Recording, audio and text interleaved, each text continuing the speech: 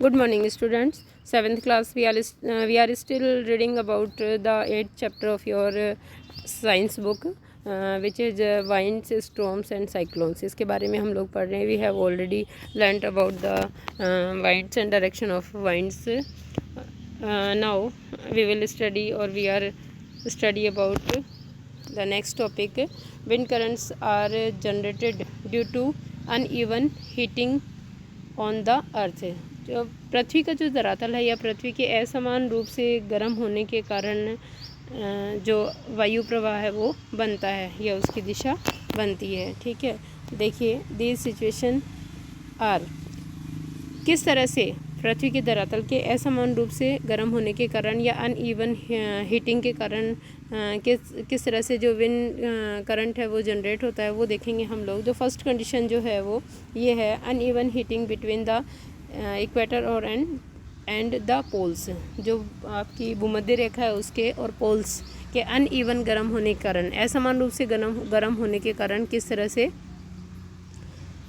समीर की दिशा बनती है या पवन की प्रवाह बनती है. देखिए, you might have learned in geography that regions close to the equator get maximum heat from the sun. आपने पढ़ा होगा कि आपने भूगोल में पढ़ा होगा कि जो इक्वेटर या भूमध्य रेखा के आसपास के क्षेत्र हैं वहाँ पे सूर्य की सीधी किरणें पड़ती है, यानी वो ज़्यादा हीट प्राप्त करते हैं सूर्य से. The air in these regions get warm, और यहाँ की हवा गर्म हो जाती है. द वार्म एयर राइजेज, ये जो वार्म एयर है या गर्म एयर है ये ऊपर उठती है. And the cooler air from the regions in the 0 to 30 degrees latitude belt on either sides of the equator moves in. These winds blow from the north and the south towards the equator. और इसके बाद में जब जो equator के आसपास के regions हैं वो getting more heat from the sun, यहाँ से जो इनकी एयर है वो वार्म हो जाती है एंड राइजेस अप, और ऊपर चली जाती है. तो फिर यहाँ से जो ठंडी हवा है, कहाँ से 0 से 30 डिग्री का जो बेल्ट है, जो 0 से 30 डिग्री अक्षांश के बीच का क्षेत्र है, वहाँ से ठंडी हवा जो है वो कहाँ बहने लगती है, भूमध्य रेखा की ओर बहने लगती है. Blow from north and the south towards, ठीक है, उत्तर और दक्षिण से. एट द पोल्स, इसी के साथ पोल्स पर, ध्रुवों पर, the air is colder than that at latitudes about 60 degrees. जो 60 डिग्री अक्षांश का जो क्षेत्र है वहाँ की हवा के बजाय पोल्स की हवा जो है वो ठंडी होती है, क्योंकि पोल्स जो है आपको पता है कि वहाँ पर most days of the year में क्या होता है, बर्फ़ जमी हुई रहती है, तो वहाँ की हवा जो है वो ठंडी होती है. 60 डिग्री अक्षांश जो है उसके हवा के बजाय. The warm air at this latitude rise up, तो यहाँ से 60 डिग्री अक्षांश का जो क्षेत्र है वहाँ से हवा गर्म होकर ऊपर उठती है. And the cold wind from the polar region rushes in, और पोल से जो ठंडी हवा है वो 60 डिग्री अक्षांश के क्षेत्र में बहने लगती है. टू टेक इट्स प्लेस, इसकी जगह लेने के लिए. इन दिस वे, इस प्रकार wind circulation is set up from the poles to the warmer latitude. इस प्रकार से एक वाइंड सेटअप बन जाता है, या हवा की एक दिशा या हवा प्रवाह की दिशाएं निश्चित हो जाती है. कहाँ से, पोल्स से और अक्षांशों की ओर. As shown in figure 8.8. ये देखिए यहाँ से ये रेड कलर का एरो जो दिखा रखा है, एरोज वो जो है वो direction of air from the poles to latitudes दिखा रखे हैं आपको in figure 8.8. The wind flow pattern because of uneven heating on the earth. So what says the Paheli? I wonder why the winds shown in the figure are not in the exact north-south direction. पहले जानना चाहती है कि जो winds की दिशा दिखाई गई है, हवा की जो दिशा दिखाई गई है वो exact जो है वो उत्तर दक्षिण दिशा क्यों नहीं है. The winds would have flow in the north-south direction from north to south or from south to north. जो डायरेक्शन है नॉर्थ साउथ, उसमें हवा के प्रवाह की दिशा जो है वो दक्षिण से उत्तर से दक्षिण की तरफ और दक्षिण से उत्तर की तरफ होती है. ए change in direction is however caused by the rotation of the earth. लेकिन हवा की दिशा के अंदर ये जो अंतर दिखाई दे रहा है ये पृथ्वी के घूर्णन के कारण, यानी अपने अक्ष पे घूमने के कारण हो रहा है ये. Second situation is the uneven heating of land and water. आपको पता है कि लैंड जो है वो जल्दी गर्म होती है और जल्दी ठंडी होती है, बजाय किसके, वाटर के. तो देखेंगे, you have read about the sea breeze and the land breeze in chapter 4। हमने जो है वो we have already learn that what is sea breeze और what is land breeze in chapter 4।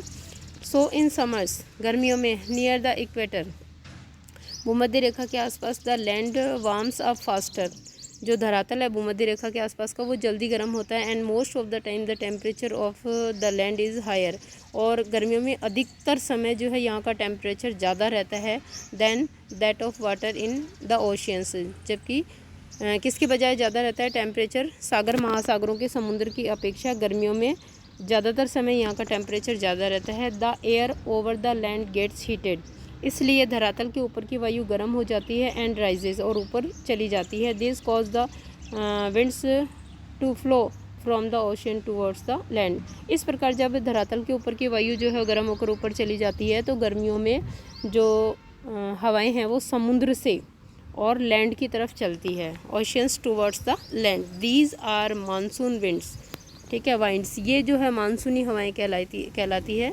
और आप इनको you can see from figure 8.9 से।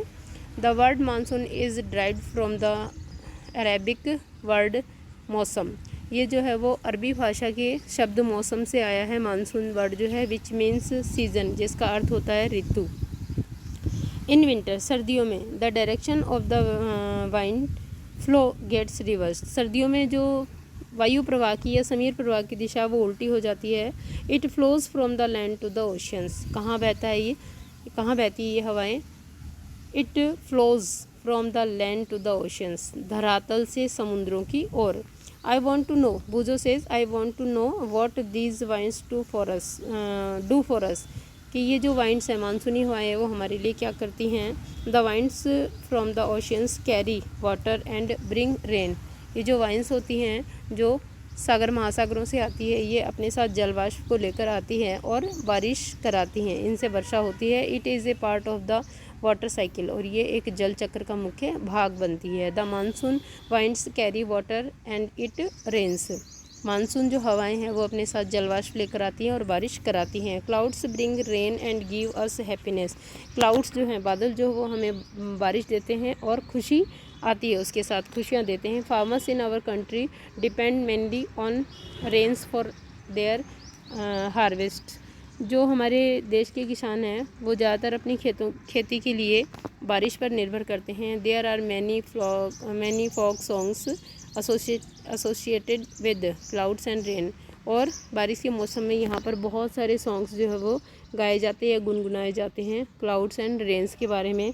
Sing and enjoy with your friends, इसे गाइए और अपने फ्रेंड्स के साथ में एंजॉय करिए। If you know such a song, अगर आप किसी एक सॉन्ग के बारे में जानते हैं। Here is one for you, और यहाँ पर एक सॉन्ग या एक जो पोएम आपको दी गई है, देखिए। Rearing clouds across the sky tell us that monsoons here, dark and floating clouds then pour raindrops everywhere, ये वही कविता है। ये उमड़ घुमड़ कर आए बादल, आसमान में छाए बादल बच्चों, और इसको यहाँ से you will do in your homework copy.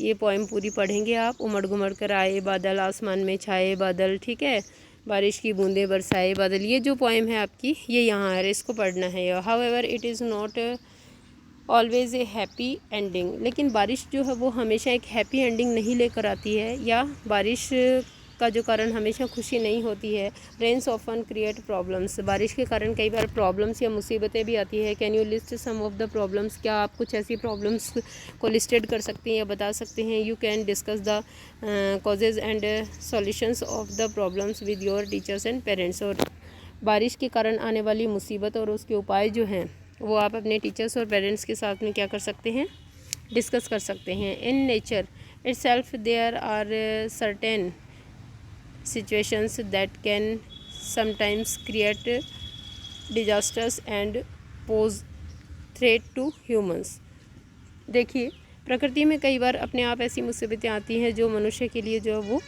परेशानियां लेकर आती है या विनाश का कारण बनती है। एनिमल्स एंड प्लांट्स, और इसके अलावा केवल ह्यूमन के लिए नहीं, एनिमल और प्लांट्स के लिए भी ये जो है परेशानी और विनाश का कारण बनती है। Let's study to such situations that is thunderstorms and cyclones. चलिए ऐसी ही दो विपदाओं या आपदाओं के बारे में हम लोग पढ़ते हैं, जो कि क्या है, तड़ित झंझा मतलब थंडरस्टॉर्म्स, बिजली कड़कना, ठीक है, एंड साइक्लोन्स यानी चक्रवात। So in your next video we will study about the thunderstorms and cyclones students. And यहाँ से जो है वो आप ये पोएम करेंगे। एक तो अपनी कॉपी में you will do this poem in your notebook, and the situation which is cause of wind current, ठीक है। ये दोनों सिचुएशंस आप करेंगे। Uneven heating between the equator and poles and uneven heating of land और water, ठीक है। And what is sea breeze and what is land breeze, ये आपके पहले किया हुआ है और करेंगे दोबारा इसको। Okay students, your next topic in your next video.